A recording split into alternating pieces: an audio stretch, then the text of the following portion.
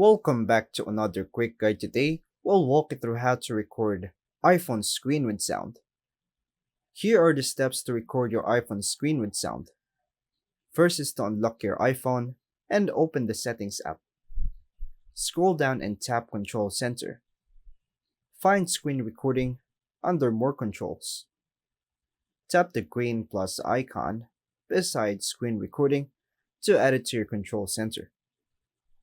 Exit Settings and swipe down from the top right corner or swipe up from the bottom on older iPhones to open Control Center. Press and hold the record button. A menu will appear. Tap the microphone icon at the bottom to turn it on. It turns red when active. Tap Start Recording. Then wait for 3-second countdown before the recording begins. Navigate to the screen or app you want to record while it's capturing.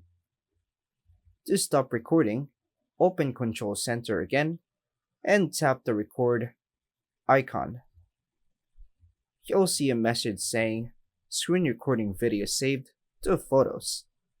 Finally, open the Photos app, then Recents or Screen Recordings album to view, edit, or share your recorded video with sound. And that's all for now, folks. Thanks for watching.